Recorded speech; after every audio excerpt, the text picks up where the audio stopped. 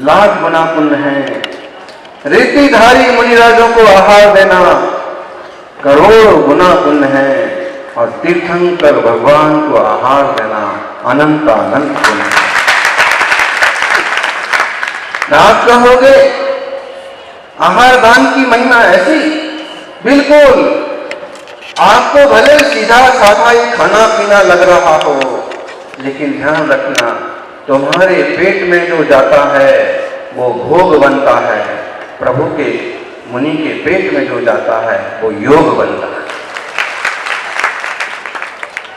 तुम्हारा किया गया भोजन संसार बढ़ाने वाला होता है और मुनि राजों के द्वारा लिया गया आहार संसार घटाने वाला। इसलिए मुनि राजों के आहार दान की प्रवृत्ति आदिनाथ स्वामी ने स्वयं प्रारंभ की।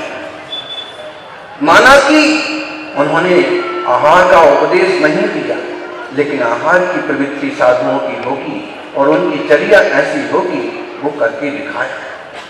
ये बात भी ठीक है कि मुनि राजों को रोज रोज आहार चर्या के उपदेश नहीं देना चाहिए और ना रोज रोज आहार की बातें करना चाहिए, क्योंकि भोजन होने के बाद, आहार होने के बाद आहार की बातें करते बैठे हो का मतलब है भोजन कथा कर रहे हो, आश्रव बंद कर। और वही कभी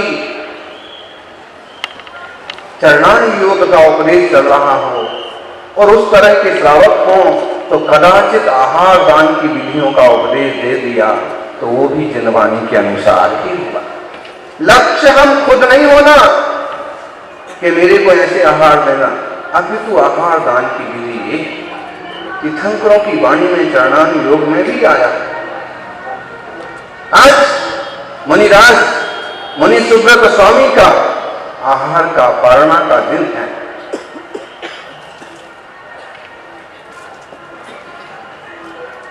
दो उपास किए उन्होंने और वे कठोर तप में तल्लीन हो गए। अनेक तरह के मंगल उपयोग उन्होंने अपने में जोड़े। वैशाख कृष्णा दशमी को दीक्षा हुई और वे द्वादशी के दिन आहार चर्या के निमित्त राजन ग्रह पहुंचे। वहां के राजा वृषभसेन के द्वारा उनका आहार विधि संपन्न और जैसे ही आहार हुआ तो देवताओं ने पंचाश्चर्य किए, पुष्प बरसाए, रत्न बरसाए, मंगल वृष्टि हुई, सुगंधित जलधारा बरसी और वाद्य बजने लगे, सुगंधित हवाएं चलने लगी, जय जयकार शब्द होने लगे। होता धन्य है, धन्य है वे मुनिराज शरीर के पोषण के लिए नहीं खाते हैं, सुंदर दिखने के लिए नहीं खाते हैं, मोटा होने के लिए नहीं खाते हैं, तेज बोलने के लिए नहीं खाते हैं, तेज चलने के लिए नहीं खाते हैं, किसी का हित करने के लिए भोजन नहीं करते हैं, अपितु वे वैयावृत्ति के निमित्त, तपस्या के निमित्त आवश्यक कर्तव्यों का अच्छी तरह से पालन होता रहे, इसलिए मुनिराज आहार करते हैं। मूलाचार में कहा है आहार करने के 6 कारण हैं। बेयन विद्या बच्चे क्रिया ठाणी संजमत ठाणे तहपान धम्म चिंता कुच्चा एहिम आहारो। शरीर में वेदना ना बढ़ जाए इसलिए आहार कर लो। वैयावृत्ति करना है अमुक अमुक साधुओं की, आहार कर लो। क्रियाएं अच्छी से पालन होती रहे, बाह्य चारित्र ठीक से निभता रहे, कर लो आहार। संयम स्थानों की रक्षा हो तो भी आहार कर सकते। प्राणों की चिंता, धर्म की चिंता हो, ऐसा ना हो कि उपवास करें और अधर्म ही प्रॉब्लम हो जाए, ठीक है।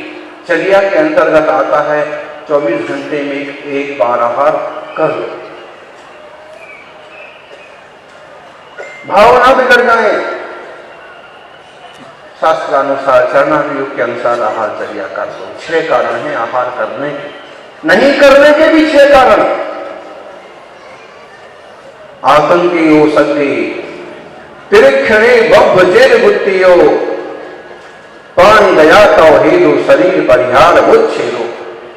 आतंक आ जाए, तो भोजन छोड़ देते हैं, उपसर्ग आ जाए तो छोड़ देते हैं, ब्रह्मचर्य में दोष लगने लग जाए तो आहार छोड़ देते हैं, जीव जंतु बहुत पैदा हो जाए, कोई पंचेंद्रिय मर जाए तो आहार छोड़ देते हैं, तब बढ़ाने के लिए भी आहार का त्याग करते हैं। इसलिए मुनि राजाओं का अद्भुत मार्ग है। आहारचर्या वृत्ति परिसंख्यान भी होता है, उनका एक संकल्प होता है, अनशन भी होता है, अवमौदर्य भी होता है, वृत्ति परिसंख्यान भी होता है, रस परित्याग भी होते हैं, विविक्त शयासन भी होता है, काय क्लेश 6 बाह्य तक होते हैं, जो मुनि राजाओं के जीवन में जीवंत दिखते हैं। तपस्वी सम्राट के जीवन से तो झलकते थे, अनपढ़ भी देखे तो गिन लेगा कि इस तरह के तप होते हैं और ये कर रहे हैं। और अंतरंग तक प्रायश्चित, विनय, वैया, व्रत, स्वाध्याय, ध्यान, इस तरह मुनिराज मुनि सुब्रत आहार करके वापस पधारे और वृक्ष के नीचे ध्यान में बैठ गए।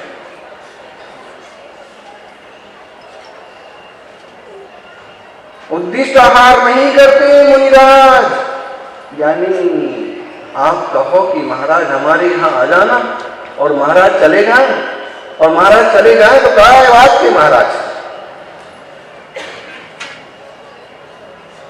ये जरूर है। योग बन गया, भक्तिवान श्रावक हैं, संयोग बन गया, सहज करुणा का भाव आ गया और खड़े थे पड़गाहन को और चले गए, योग बन गए। लेकिन मैं चौका लगाऊंगा, आप छक्का लगा जाना, ये होने वाला। तुम चौका लगाओ, श्रावक शुद्ध भोजन करे, मुनिराजों का पड़गाहन करे, और चाहे तो पहले दिन योग बन जाए और चाहो तो आखिरी दिन तक भी योग फल तुम्हें पूरा मिलेगा। दुनिया का कोई बैंक ऐसा नहीं है कि जो तुम्हें बिना पैसा जमा किए और ब्याज दे और डिपॉजिट कर दे, लेकिन यहाँ दान का, जैन धर्म का दान का ऐसा बैंक है कि तुम भावनाएं करते भी खड़े हो तो भी तुम्हारा डिपॉजिट होगा, तुम्हें वही मिले, वही फल मिलने वाला। क्या करें महाराज, 15 दिन जिस दिन से आए आप उस दिन से हम रोज पड़गाहन कर रहे हैं, आप उनके यहाँ चले गए, उनके यहाँ चले गए, उनके तो 4 ही दिन हुए थे और चले गए, और हम यानी इसमें 4 दिन और 3 दिन वाली गिनती नहीं चलती। योग बने तो पहले ही दिन पहुंच जाए। आपको याद हो चतुर्मास के टाइम पर आए, पहले ही दिन शायद बहुत सामान्य परिवार में आ हुआ था, बहुत सामान्य परिवार,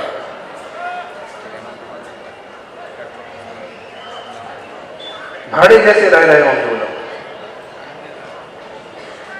तो ये तो तीर्थंकरों की दी हुई विरासत है, हमें इसी का तो पोषण करना है कि जो व्रत नियम संयम साधना है वो जीवंत बने रहे। बाह्य व्यवहार चारित्र से महिमा है वितरक जिन धर्म की मुनिराजों की, और अंतरंग से महिमा है उनकी अपनी रत्नत्रय की साधना। और अंतरंग में जो साधना होती है वो बाहर झलकती है।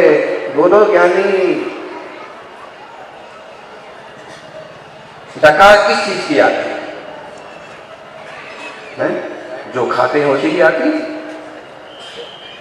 खीर खाओगे, खीर की डकार आएगी, और महेरी खाओगे, महेरी जानते हैं आप लोग? क्या जाने बोले महाराज, महेरी मट्ठे से बनती है, खीर टाइप की चीज, लेकिन वो खट्टी महेरी महेरी होती है, मट्ठे से बनी है। राव जय हो। धन मक्का की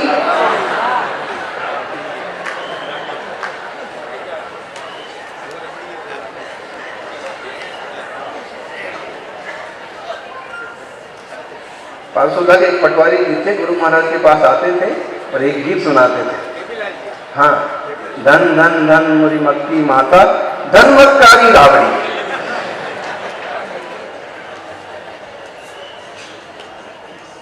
तो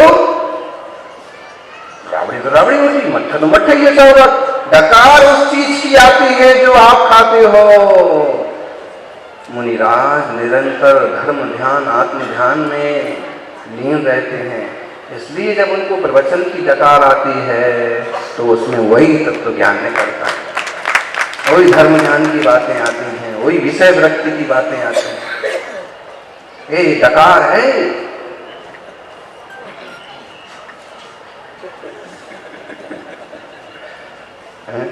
कभी आप भी ऐसे डकारो। हाँ,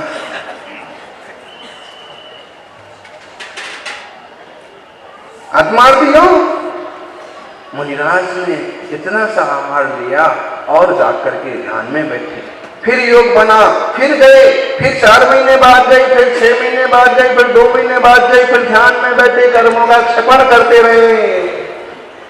और एक दिन ऐसा आया कि ध्यान में इतने लीन हो गए कि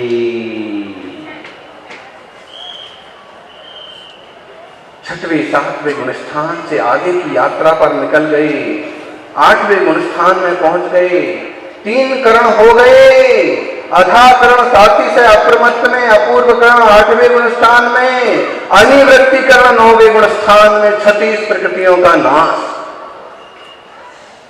प्रकृति 36 90 गुण थान विनाशिया, 10वें सूक्ष्म लोभ प्रकृति तहनासिया।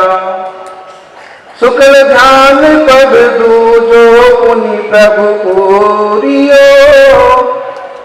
12वें गुण 16 प्रकृति जुचूरियो। जब तक अच्छे से आप भोजन नहीं करते हो ना, चूरमा भी कोई शूरमा बना पाता है। आजकल की सुगड़ी रुगड़ी तुम बहुओं को कहो कि चूरमा बनाओ तो मिक्सर लगेगा, पत्थर लगेगा, तब जाके बनेगा। और नहीं तो चूरमा भी कोई सूरमा बनाता है बाटी का। चूरमा खाने के लिए भी ताकत चाहिए और उससे ज्यादा पचाने के लिए चाहिए।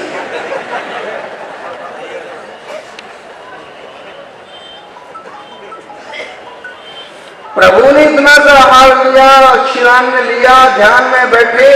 वो आहार का बल नहीं है, लेकिन भाग्यशाली है वो श्रावक की, उसको भी ऐसा महापुण्य लगेगा कि आप श्रेणी आरोहण कर दिया और पेट में उसी के दिए गए दाने पड़े।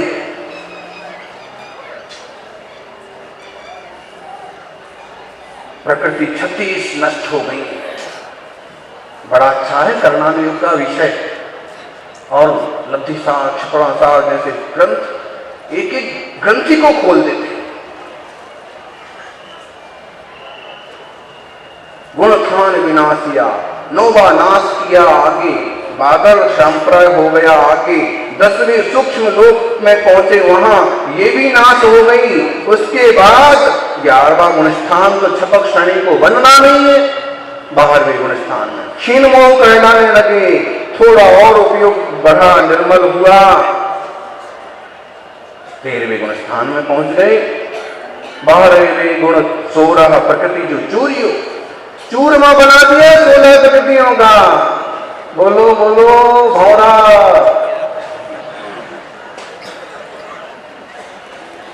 अहो इंद्रियों के भौरो,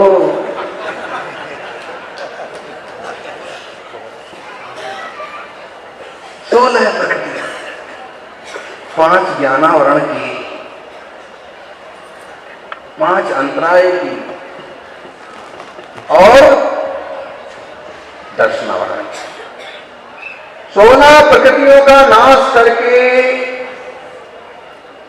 12वें गुणस्थान में इनका नाश कर दिया। और फिर 12वें के बाद 13वां गुणस्थान 63। अब तक 12वें के अंतिम समय तक टोटल 63 प्रकृतियों का नाश हो जाता है। प्रकृति जू 16 है। प्रकृति जू चूरियो, चूरियो 63 प्रकृति है विघातिया कर्मन तणी। तप कियो ध्यान पर्यंत 12 विधि लोक शिरोमणि। निष्क्रमण कल्याणक सुमहिमा सुनत सब सुख पावहि। भय रूप चंद्र सुदेव जिंबर जगत मंगल मंगल लावणी। तेरे गुण स्थान तक यात्रा कर ली मुनिराज ने। बोलो कौन से पंडित जी हैं जो 13वें गुण स्थान में पहुंच जाएंगे? हैं? कोई तो होगा। सबसे बड़े पंडित जी हों तो भी ज्ञानी अगर व्रत नहीं है तो वो ज्यादा से ज्यादा 4था गुण स्थान। व्रती बन गया तो 5वां और पुरुषार्थ किया, कसायों का घात किया तो जाके 6वें 7वें। इस काल का ये सौभाग्य है कि ऐसा दुर्धर्ष काल है, ऐसा दरिद्र काल है, फिर भी 6वें 7वें गुण स्थान वाले मुनिराजों के दर्शन हो सकते हैं, हो जाते। ढूंढ लो। जब तुम्हारी शादी हुई तुम्हारे बाप ने ये नहीं कह दिया कि मेरी लड़के के लायक तो इस दुनिया में कोई लड़की है ही नहीं। बोलो अगर तुम्हारे बाप ने ये कह दिया होता कि मेरा इतना सुंदर सुशील गुणवान ज्ञानी पढ़ा लिखा जॉब वाला लड़का है, उसके लिए दुनिया में कोई लड़की है ही नहीं, तुम्हारी शादी होती? बोलो नहीं बोलते आप लोग। अब हो चुकी है महाराज, भोग रहे हैं, अब क्या बोले। नहीं होती। तुम्हारे पिताजी ने ये बुद्धिमानी की कि ये नहीं कहा कि ऐसी दुनिया में कोई लड़की पैदा नहीं हुई कि मेरे लड़के के लायक हो, बल्कि काम किया लड़की को ढूंढने को निकले। खोज की, इस रिश्तेदार से पूछा, उस रिश्तेदार से पूछा, बांसवाड़ा गए, फिर डूंगरपुर गए, फिर सागवाड़ा गए, जयपुर गए, तो फिर कभी कभी तो महाराज के पास तक पहुंच जाते हैं। हाँ महाराज कहते हैं भाई मेरे पास तो ले आओ, लेकिन मेरे यहाँ जो घोड़ी पर चढ़ता है उसका सीधा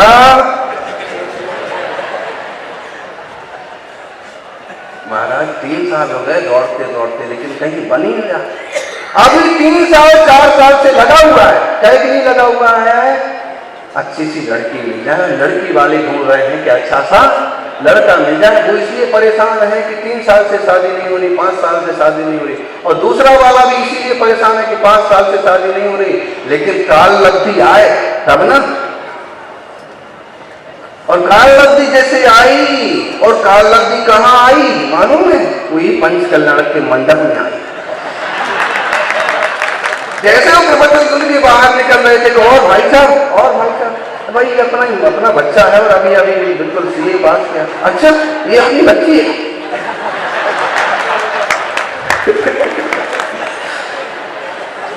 लो अभी कहाँ गए थे? मैं 5 साल से, मैं भी 5 साल से। चलो अब अपनी खोज पूरी हो गई। ये भलाई की आप लोगों को लग रहा होगा क्या महाराज जी यहाँ रिश्ते बिठाने बैठ गए।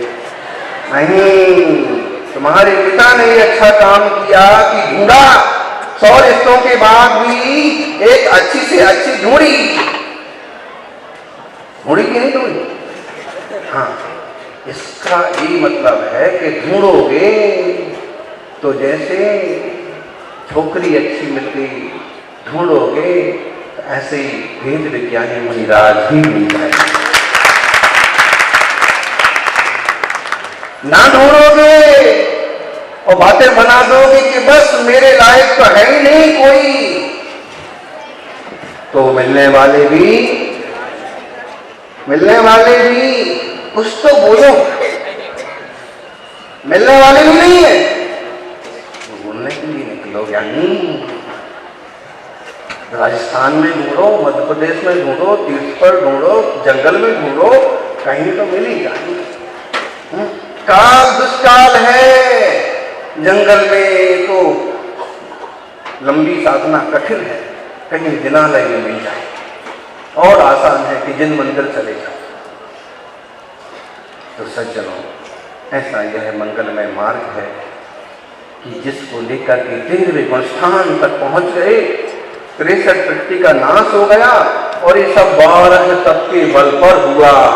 और स्वरूपे प्रतपनम इति तपः, स्वरूप में जो प्रतपन हुआ, बाहर का चारित्र, बाहर का तप तभी परिपूर्ण लाभदायक है जब अंतरंग स्वरूप में तल्लीनता में कारण बने।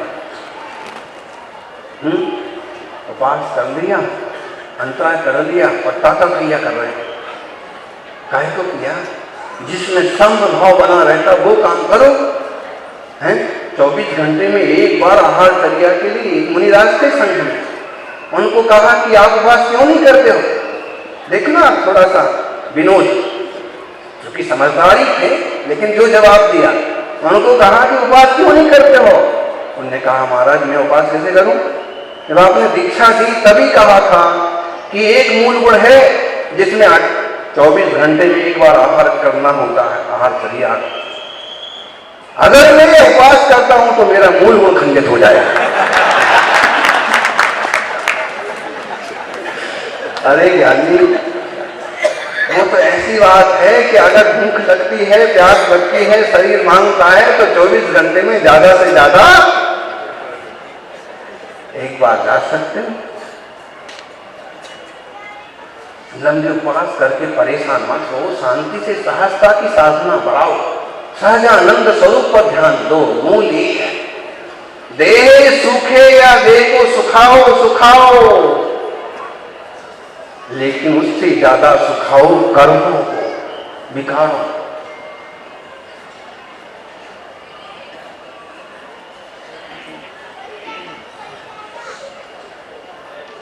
प्रभु 13वें गुण स्थान में केवल ज्ञान हुआ, जो कि आज अपन इस दिन को केवल ज्ञान कल्याण का दिन कहते हैं।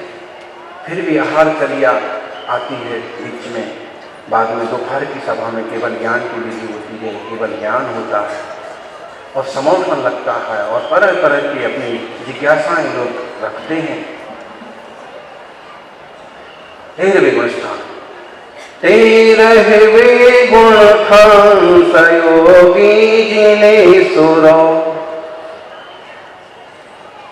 13वें गुण थान सयोगी जिने सुरो, अनंत चतुष्टो मंडित भयो परमेश्वरो, समवसरण तब धनपति बहु विधि रामियो, अगम जुगति प्रमाण गगन तल परिठयो, परिठयो चित्र विचित्र मणिमय सभा मंडप सोहे, तिहि मध्य 12 बने कोठे कनक सुर नर मोहे, मुनि कलप वासिनी अरगिका पुन ज्योति भौम वेंतरितिया, पुनि भवन व्यंतर नभग सुर नर पसुनि कोठे बैठिया।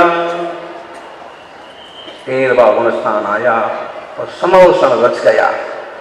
ज्ञानी आचार्य संघ तो आया नहीं और नगरी बस गई। हाँ, आज के प्रतापी तपस्वी ज्ञानी आचार्यों की भी कम महिमा नहीं हो रही है, और ये महिमा में जो श्रावक निमित्त बन रहे हैं, ये समोसन की तैयारी करने वाली, देव बनने की तैयारी कर रहे हैं। फिजूल में नहीं जा रहा।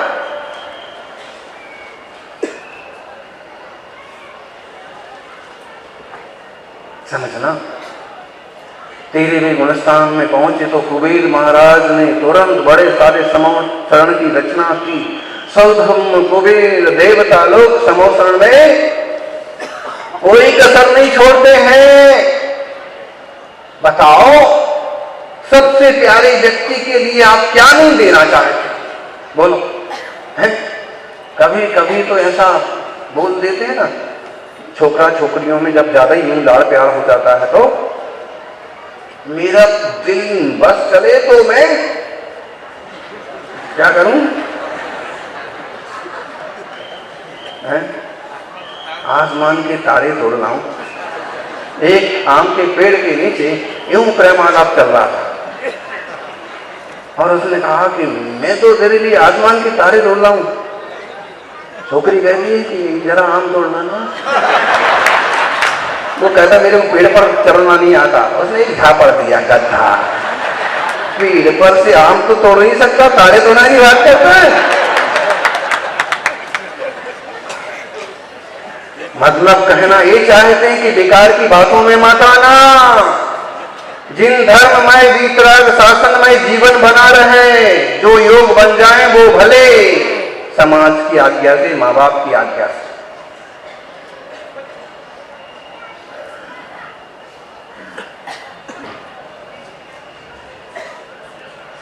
कहां से आ गए हैं?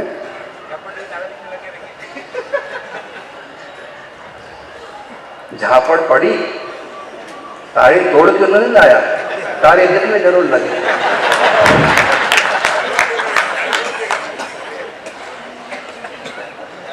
हैं? ये विषय कहां से आ गया?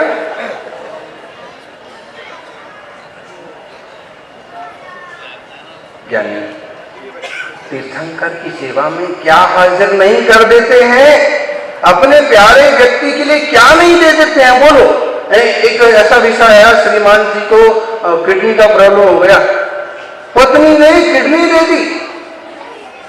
ये कहलाते हैं रिश्ते। 50 साल उम्र उनकी है, 55 साल उनकी है, और डॉक्टर सलाह देते हमारी किडनी इनको दे दो। चूंकि ये दान है, कुदान है, क्या है, इसकी चर्चा हम नहीं करना चाहते हैं, लेकिन खतरा मोल लेकर के भी संसारिक गृहस्थियों का प्रेम इतना कि उसने अपने शरीर का एक अंग भी दे दिया। श्रावक हैं, दंपति हैं, गृहस्थी हैं आप लोगों में आपस में एक प्रीति, एक प्रेम होना ही चाहिए, एक दूसरे की फिक्र होना ही चाहिए, लेकिन वह भी वेद विज्ञान समझदारी के साथ। बिल्कुल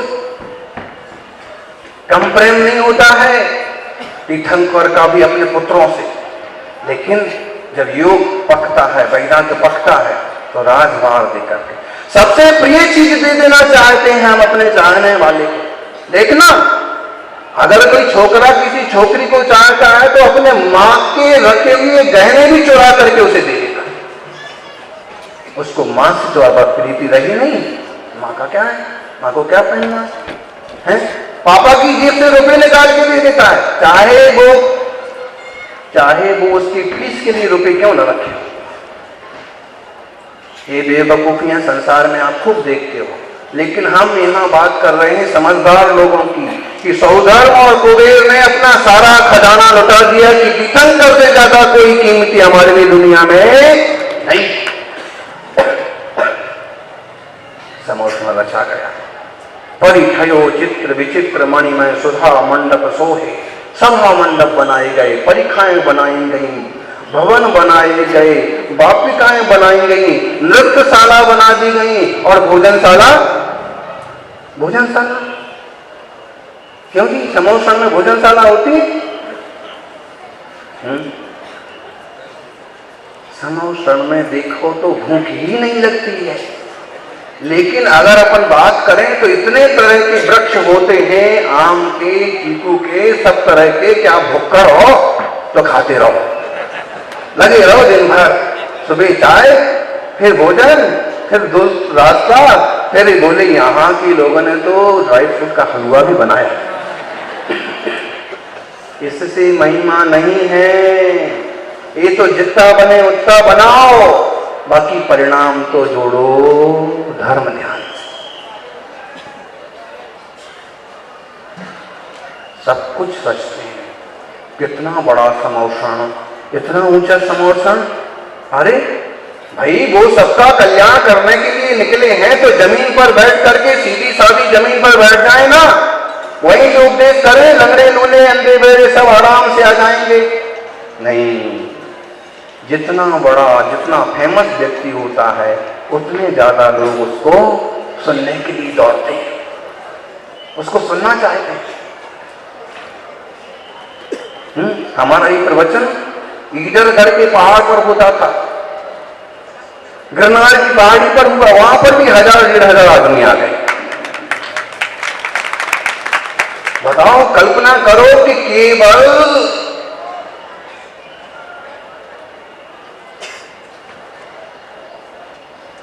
4000 सीढ़ी चढ़ करके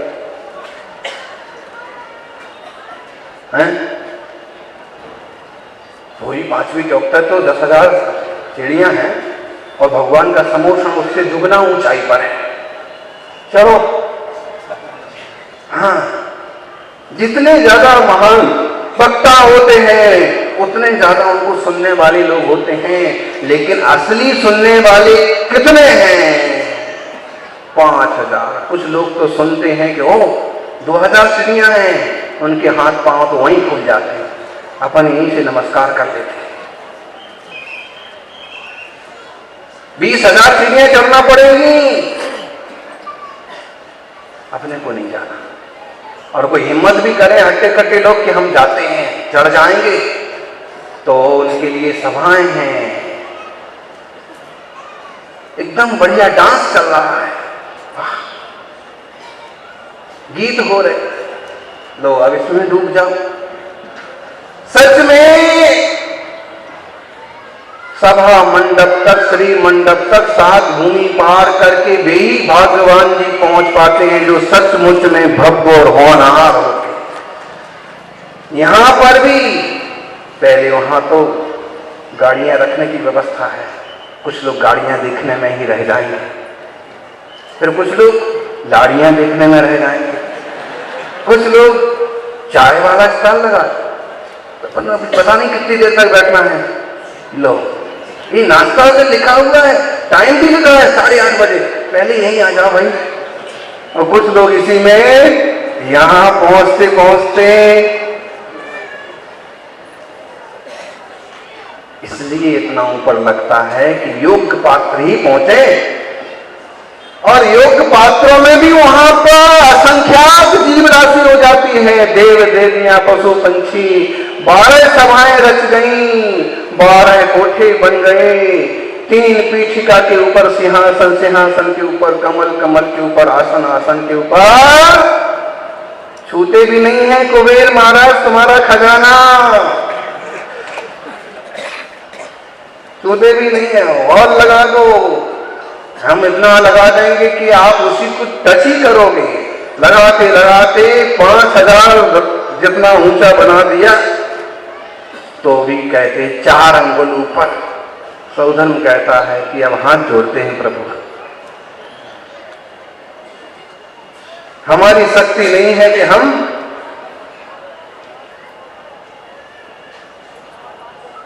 बारह सभाएं लग गईं। फिर मुनिराज पहली सभा में बैठे, कल्पवासिनी देवियां सची इंद्राणी एक भवावतारी होने का दिल से दूसरे कोठा उनको मिला। तीसरे कोठे में बैठी आर्यकाएं, श्रेष्ठ व्रतिकाएं, चौथे में ज्योतिष देव, 5वें में भवनवासी देव, 6वें में व्यंतरवासी देवियां।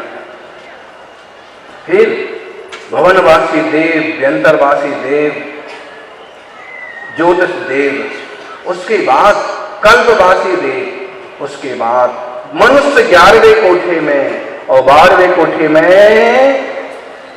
हैं कौन बैठे? 12वें कोठे में त्रियंच। और भगवान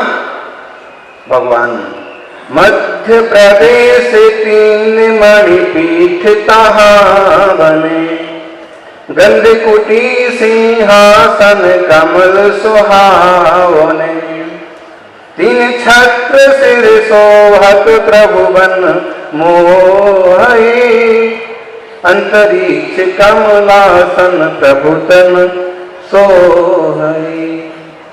3 रतन की पीठिकाएं बनी हैं, स्ट्रैप बने हैं बीचों बीच, और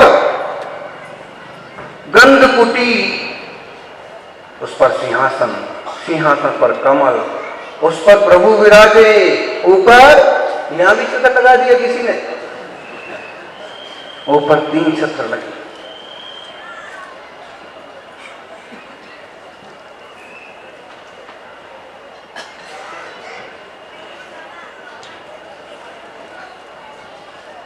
तीन छत्र लगे ऊपर। छत्र चांदी की जैसे श्वेत ही होती, उसमें सुंदर मणि मुक्ता लगे होते हैं, जो कि अपन भक्ति बस सोने के बना देते हैं, कभी कभी, लेकिन वो चांदी जैसी ही महिमा है कि 3 लोक में जैसे उनकी कीर्ति फैल रही है। 3 लोक के भी नाथ हैं, सबसे ऊपर छोटा, फिर बड़ा और फिर बड़ा। मतलब जब हम यहां से देखेंगे तो नीचे सबसे बड़ा होगा।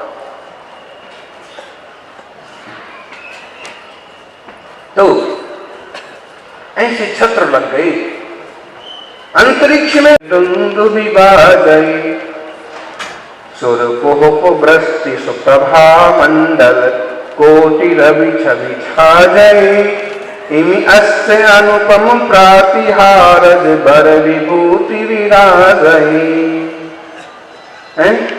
64 चमर डुराए जाते हैं, अशोक वृक्ष होता है, दिव्य ध्वनि होती है बिना शब्दों की, देव दुंदुभि बाजे बजते हैं, सुर पुष्प वृष्टि करते हैं, प्रभा मंडल अष्ट प्रातिहारियों में ऐसा होता है कि सूरज से भी तेज होता है। ऐसे 8 प्रातिहारी है, अनुपम विभूति वाले प्रभु विराजते हैं। और क्या महिमा,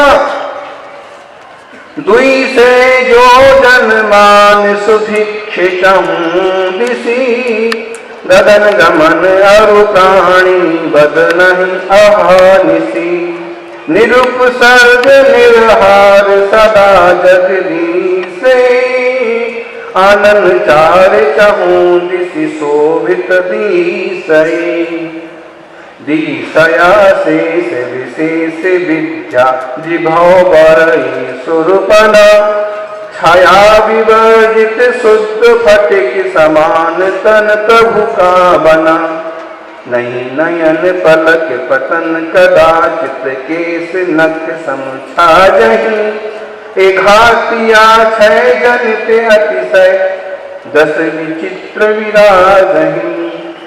सुन लो, ऐसे अतिशय हो जाते हैं कि 100 योजन तक, यहाँ 200 योजन लिखा, नहीं तो 100 योजन चारों दिशाओं में सुभिक्ष हो जाता, दुर्भिक्ष नहीं रहता, तब सुख शांति रहती है। प्रभु गगन में ही गमन करते हैं, जमीन पर नहीं चलते, कहीं भी प्राणियों का वध नहीं होता, दिन और रात का भेद मिट जाता है, हैं? थोड़ा थोड़ा तो यहां भी मिट गया, इतनी लाइटें जलती हैं रात को कि जैसे दिन हो, दिन रात का भेद मिट गया, ना तो उन पर उपसर्ग होता है अब, ना निराहार, ना ही उन्हें किसी प्रकार के आहार की जरूरत पड़ती है, पूर्ण निराहार। 4 दिशा में 4 मुख दिखते हैं, बिल्कुल जरूरी है।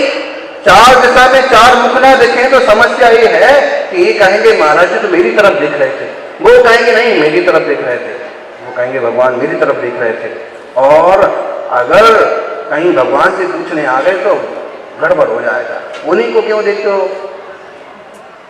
इसलिए 4 मुख हैं और सबको ऐसे लगता है कि हमारी तरफ देख, सबको संतोष रहे, जाते जाते भी भगवान सबको खुश कर देते हैं, मार्ग दिखाते हैं।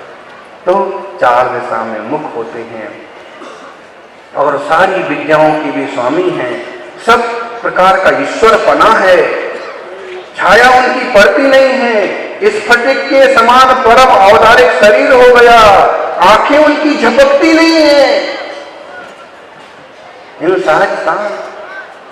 आंखें उनकी झपकती नहीं है, पलकें गिरती नहीं है, नख और केस बढ़ते नहीं हैं, जैसे हैं सुंदर के सुंदर वैसे हैं। घाटिया का क्षय हुआ तो ये सारे 10 अतिशय विचित्र आ गए। 10 अतिशय ये हो गए। 10 अतिशय तो जन्म के होते हैं, 10 केवल ज्ञान के, 14 देवकृत, कितने हो गए 34, 8 प्रातिहार्य और 4 मूल। अनंत चतुर्दय, अनंत ज्ञान, अनंत दर्शन, अनंत सुख, अनंत वीर्य। अपन ने यहाँ प्रभु जिनेन्द्र की मंगलमय महिमा समझी है और 14 अतिशय वे भी अद्भुत हैं। उनके बारे में भी सुनेंगे, समोषण में दिव्य ध्वनि सुनेंगे। जय बोलिए मुनि सुब्रत भगवान की।